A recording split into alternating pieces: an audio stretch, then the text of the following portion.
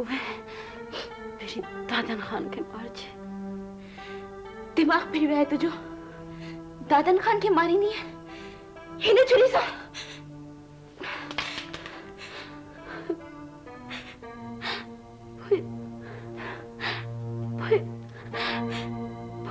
छा कई वाशी थोड़ी बुदा तो छा कई शम्मी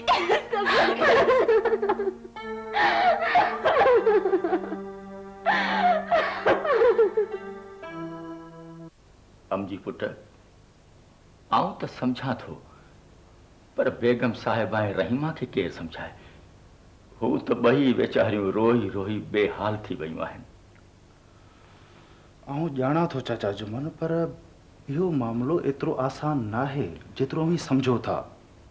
असांखे शम्मी आशी जीअरियूं घुरजन जेकॾहिं जल्दीअ में को एक्शन खयोसीं तो मता किथे न न अमजी पुट न वधीक हिक अखर बि न ॻाल्हाए छा अलाह साईं कंदो त पर अव्हां बि त कुछ ॿुधायो न त। चाचा जुमन आऊं अव्हां खे त यकीन ॾियारे सघां थो त छा बि थी पवे शम्मी आशीअ खे इंशाअल्लाह ताला त हिफ़ाज़त सां घर मोटाए ईंदुसि।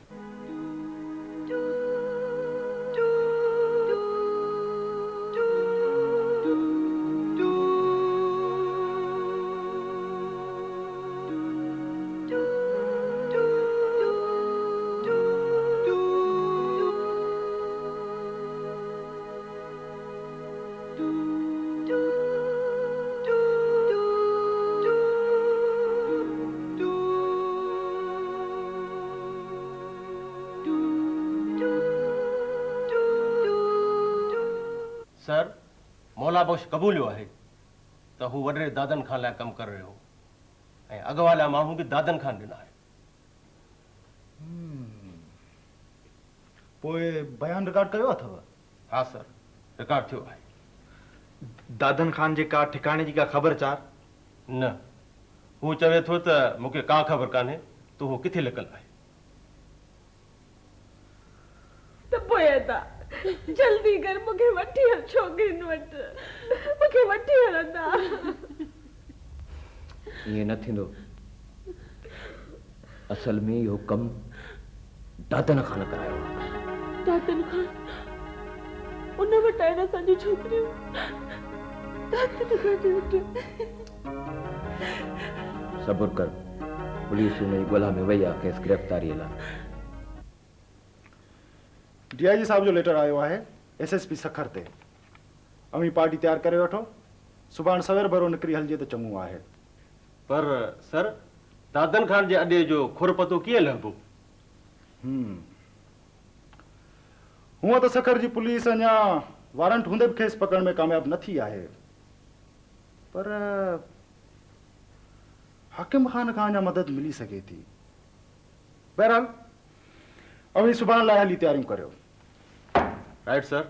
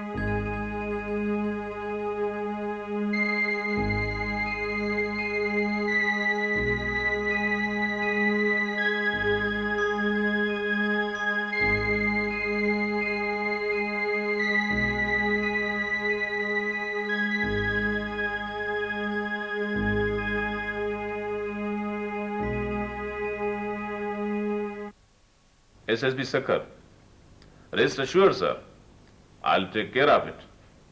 जी sir, personally.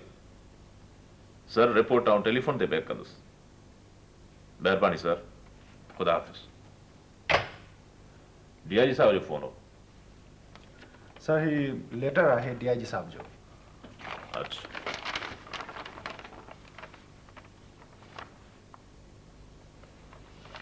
तव्हां पार्टी वठी आया? जी सर।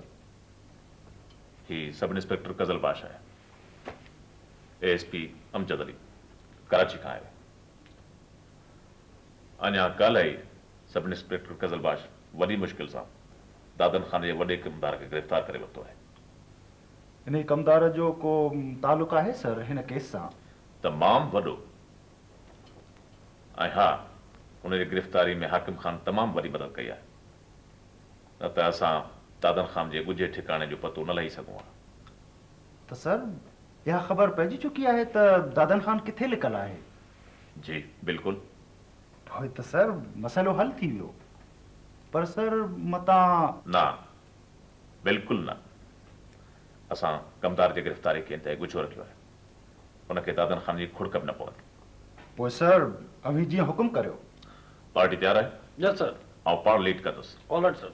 अॼु ई पहाड़नि में दादन खान जे पाताल बंगले ते चढ़ाई करणी आहे, जिते हू बदमाश ॿिनि टिनि माण्हुनि सां लिकल आहे। हूअं जेकी थियणो सो त थी चुको आहे गुलाम खान। तुंहिंजी ॻाल्हि सही आहे। भई मां बि ईअं थो सोचां त हिननि छोरियुनि खे हिते खणी अचण मां असांखे वरणो सरणो त कुझु बि कोन्हे, सवाइ हिन जे त दुश्मन खे धक कयोसीं बस। पर केस ताईं इन्हनि खे पालींदो रहंदे। दादन बहितर आहे त इन वारदात खे ख़तम करे छॾिजे।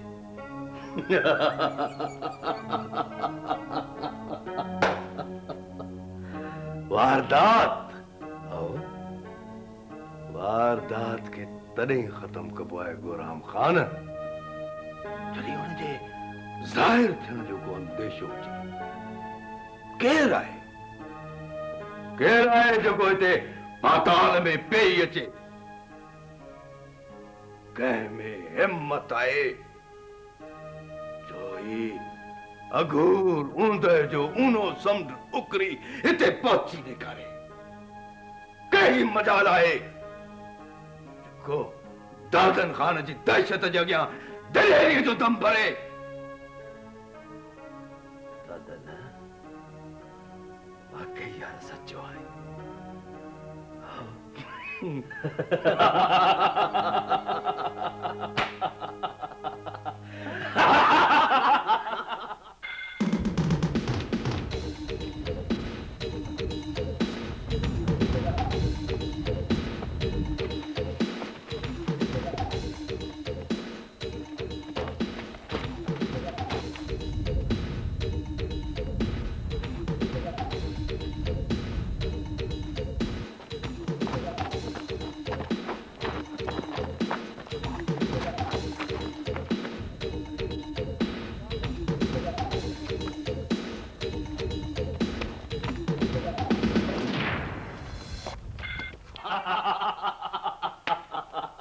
वाह जो कम कयो अथई गुलाम, दोस्तीअ जो हक़ अदा करे छॾी।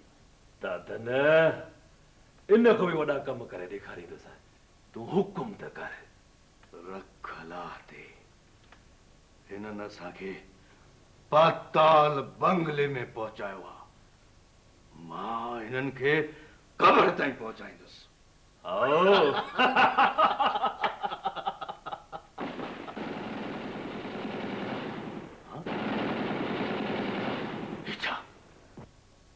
फायरिंग जा आवाज वेझे खां था अचनि। मूंखे का गड़बड़ थी लॻे। दर्स दादन तकड़ न कर। आओ तो खबर त मूंखे वठी आहे।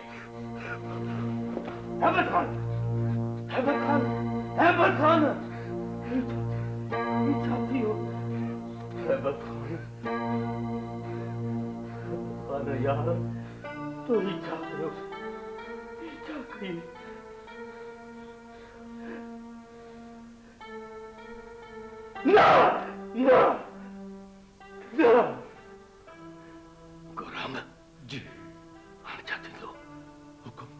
भज तो भजू खबरदार बहुत बैंक जगह ना चले शूट करे छड़ी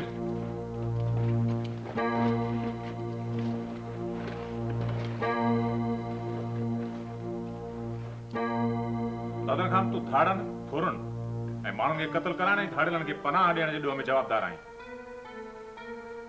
ठीक है एसपी साहब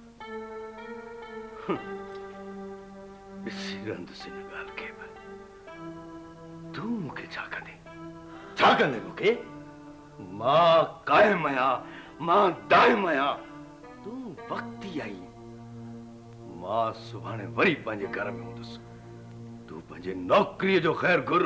हाणे वो ज़मानो ना है दादन खान तू भले ईअं सोच पर ईअं थींदो कोन। सर छोकिरियूं थी सघे थो हिते मौजूद हुजनि। हाँ मां भी यही तो समझा तव्हां वञो ऐं तलाशी वठो। अचो ताईं मूंसां गॾु। हलो अरेस्ट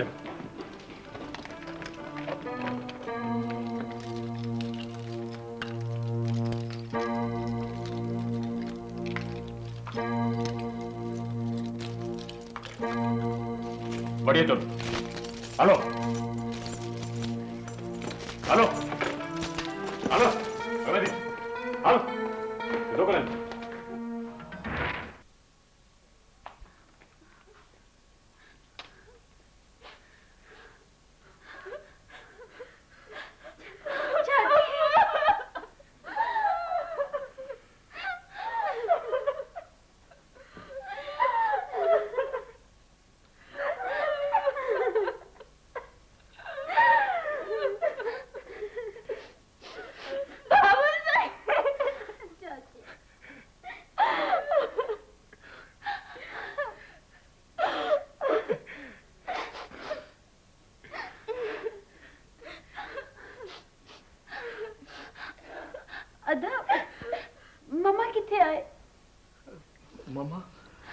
मम्मा हॉस्पिटल में आए। हॉस्पिटल में पर छो अदा तहां जे अगवा थी वञण खां पोइ हुन जी थोड़ी तबियत ख़राब थी पई। हॉस्पिटल में पो हलो ना अदा मम्मा ॾे। न न सभु ठीक थी वेंदो तव्हां हींअर आराम कयो पोइ सभु गॾिजी हलंदासीं।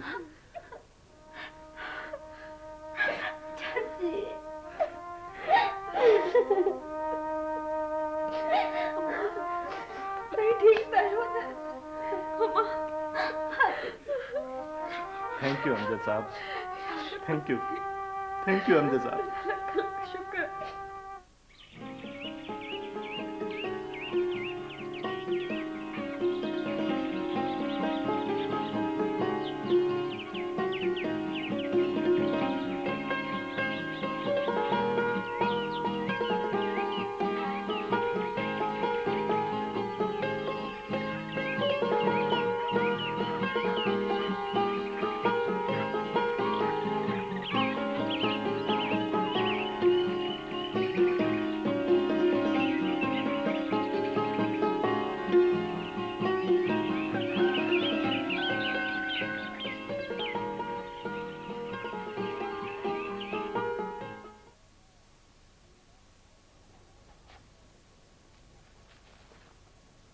ॿियो कुछ बस आई पोइ हाणे मूंखे इजाज़त। तरसो ईदू आयो साईं। तव्हां कयो जो चंद ॻाल्हियूं आहिनि तव्हांखे नोट कराइण उहे तव्हां लिखो। बाबा चांहि थधी थी वई आहे गरम चांहि ताज़ी ठाहे खणी अच ऐं तूं पंहिंजी चांहि भेरे खणी अच। जी साईं। हा बाबा गॾिजी पीअंदासीं। महिरबानी साईं। पंज हा साईं नोट कयो। एसी तो ही खयल खणत सभिनी हारनि खे माफ़। साईं इहा त तमामु घणी खणत आहे। केतिरी बि हुजे। बहितर बटाईअ में हारनि जो अधो अधु हिसो थींदो ऐं कंहिं भारीअ खे बेदख़ल न कबो। लिखी? जी साईं। ग़रीब हारनि जे इलाज जो ख़र्च असीं भरींदासीं। इहो त तमामु भलो कमु आहे साईं। भलो कमु आहे न त लिख।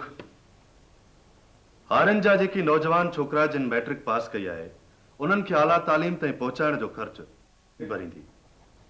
वाह वाह वाह। वियम घर जे मंज़ूरी लाइ तव्हां गवर्नमेंट खे दरख़्वास्त ॾियो ऐं ज़मीन असीं ॾींदासीं। ये तो वॾा